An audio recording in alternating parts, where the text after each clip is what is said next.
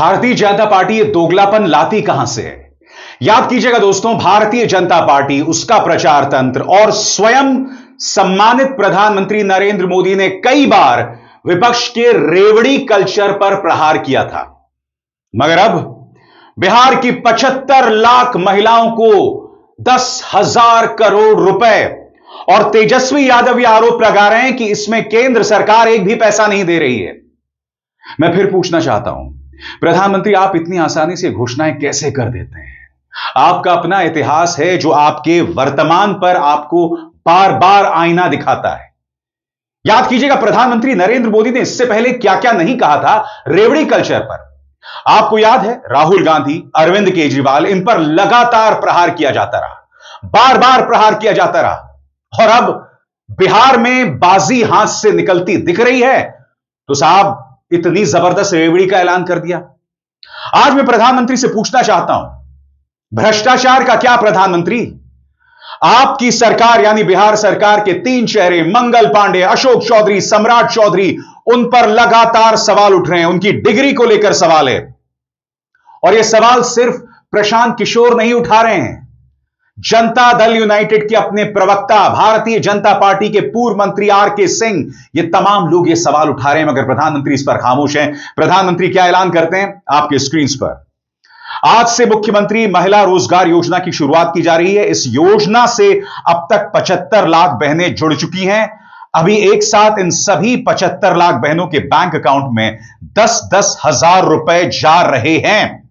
वो आगे कहते हैं, दूसरी बात जो मेरे मन में आई वो ये थी, अगर हमने 11 साल पहले, जब आपने मुझे प्रधान सेवक के रूप में सेवा का अवसर दिया था, तब जनधन का संकल्प ना लिया होता और जनधन योजना के तहत बहन बेटियों के बैंक खाते ना खुलवाए होते और बैंक खाते को मोबाइल से ना जुड़ा होता, तो क्या आज हम ये पैसे आपके बैंक खाते में भेज पाते?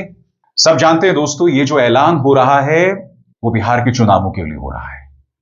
चुनाव आयोग क्या इस मुद्दे पर खामोश रहेगा?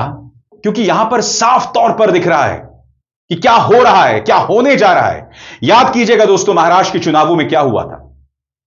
महाराष्ट्र के चुनावों की घोषणा बहुत देरी से हुई, मगर उससे पहले लाडली बहन योजना जो है उसका ऐलान हो गया।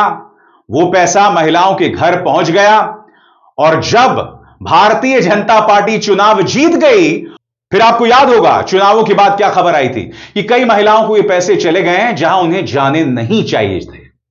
और अब बिहार को लेकर यह घोषणा की गई है। आज मैं फिर पूछना चाहता हूं, करप्शन का क्या?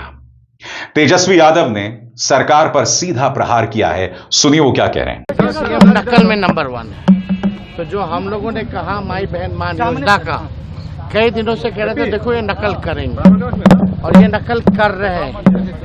और हमको तो दुर्भाग्य लगता है कि नरेंद्र मोदी जी एक पैसा बताओ केंद्र का अगर ये दिए हो तो ये राज्य सरकार का ही पैसा है। और ये 10,000 जो है इसके उपरांत जो है देने के बाद समीक्षा की जाएगी कि किसको देना है, नहीं देना है। तो ये बिहार की जनता को बेवकूफ ना समझे नरेंद्र मोदी जी, इन्होंने एक पैसा केंद्र का इसमें नहीं दिया है और दबाव में मुख्यमंत्री और एनडीए सरकार को नकल करके माई बहन मान योजना का उस दबाव में एक ट्रांजैक्शन तो कर देंगे, 2 कर देंगे, चुनाव तक जितना हो सकता है पहले कर देंगे, लेकिन चुनाव के बाद ये जो दे रहे हैं 10,000 रुपये, ये उधार रूप है, ये वसूलने का काम करेंगे। तो बिहार की जनता सब लोग जानती है। तो बेसिकली तेजस्वी यादव यहां 2 मुद्दे उठा रहे हैं। पहले नकल करने का, क्योंकि उनकी अपनी माई बहन योजना है, और दूसरा वो ये कह रहे हैं कि भाई केंद्र सरकार ने तो एक भी पैसा नहीं दिया। मगर मैं इससे आगे देखता हूं। देखिए, जब अरविंद केजरीवाल और राहुल गांधी कुछ घोषणा करते हैं ना, तो दोहरे मापदंड वहां नहीं दिखाई देते। यहां पर प्रधानमंत्री के दोहरे मापदंड साफ तौर पर देख सकते हैं आप। मैं आपको प्रधानमंत्री के 2 बयान सुनाना चाहता हूं। पहले एक छोटा सा बयान है, सुनिए रेवड़ी कल्चर के बारे में किस तरह से विपक्ष पर प्रहार कर रहे हैं। सुना जाए। आजकल हमारे देश में मुफ्त की रेवड़ी बांटकर वोट बटोरने का कल्चर लाने की भरसक कोशिश हो रही है। ये रेवड़ी कल्चर देश के विकास के लिए बहुत घातक है। इस रेवड़ी कल्चर से देश के लोगों को और खास करके मेरे युवाओं को बहुत सावधान रहने की जरूरत है। रेवड़ी कल्चर वालों को लगता है कि जनता जनार्दन को मुफ्त की रेवड़ी बांटकर उन्हें खरीद लेंगे। फिर एक और बयान सुनिए कि मैं रेवड़ी में विश्वास नहीं करता और इसीलिए मेरी आलोचना होती है। प्रधानमंत्री महाराष्ट्र में क्या हुआ और अब बिहार में क्या किया जा रहा है, सुनिए क्या कहा था उन्होंने। मैं जानता हूं, राजनीति का स्वभाव में भली भांति समझता भी हूं कि रेवड़ी बांटने के बजाय चुनाव आए रेवड़ी बांटो।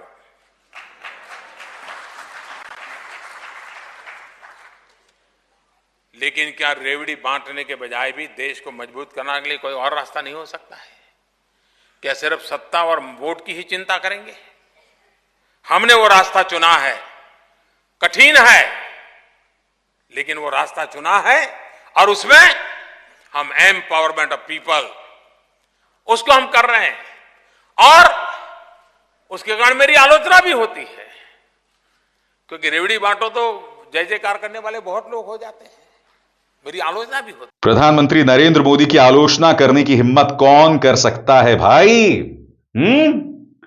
यहां तो सीधा देशद्रोह का केस लग जाता है या आपराधिक मानहानि का केस लग जाता है या फिर यूट्यूब और फेसबुक से आपके यूट्यूब लिंक्स हट जाते हैं, प्रोग्राम के लिंक्स हट जाते हैं।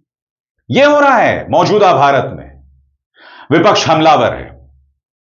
प्रशांत किशोर कह रहे हैं कि भाई मुद्दा तो भ्रष्टाचार का है और इससे बचा नहीं जा सकता। सुनिए पीके किस तरह से हमलावर है। हम लोग के पास जो पेपर आया है, पहली बार हम लोग देख रहे हैं कि बिहार में भ्रष्टाचार का आलम यह है कि यहां का अफसर और मंत्री इतना पैसा लूट लिया है कि अमेरिका में, इंग्लैंड में, ऑस्ट्रेलिया में घर खरीद रहा है। बताइए, बिहार का बच्चा खाए बगैर मर रहा है। ऐसा लुटेरा इतना पैसा कमाया है कि पटना में जमीन खरीदने से पैसा पूरा नहीं पड़ रहा, ऑस्ट्रेलिया में, इंग्लैंड में घर खरीद रहा।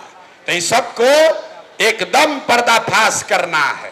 इन लोगों ने अपने भ्रष्टाचार से बिहार के बच्चों के शरीर से कपड़ा हटाया है। इनको हम लोग नंगा करके ही मानेंगे, छोड़ेंगे नहीं। प्रशांत किशोर पीछे हटने वाला नहीं है। जितना चिल्लाना है चिल्ला लो।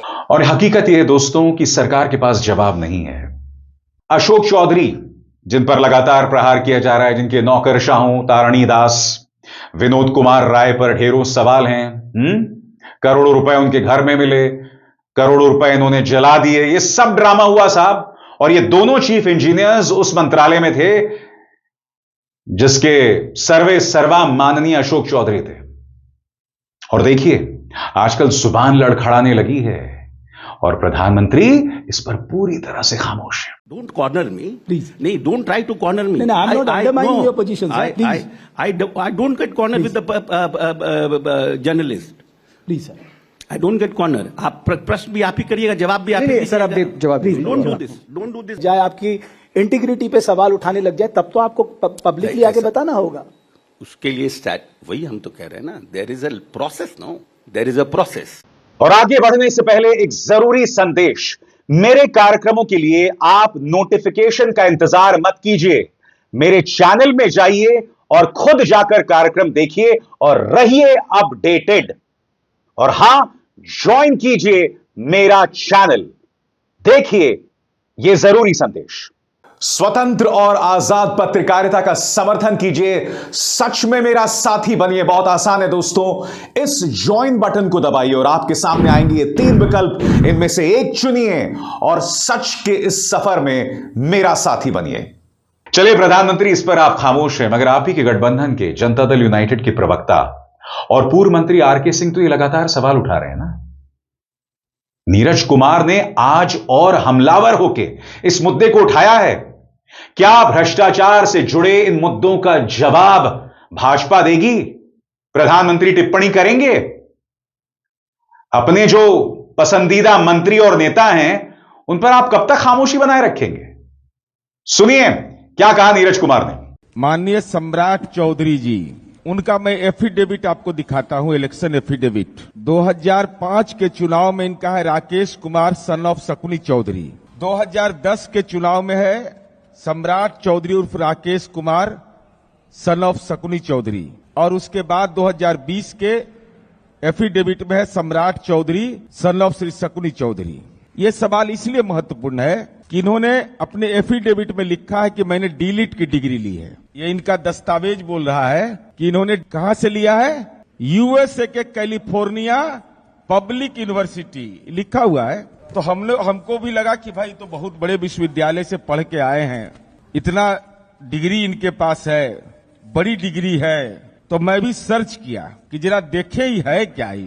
तो चूंकि इसमें यह नहीं लिखा हुआ है कि डीलिट की डिग्री तो आपने लिया, तो ग्रेड क्या आया आपको, मार्कशीट आपका क्या है, कुछ तो मेंशन करते, रोल नंबर मेंशन करते। वह भी मैं बहुत खोजा एफिडेविट में कि कहीं मिले ही सब, खोजते खोजते मैं परेशान हो गया।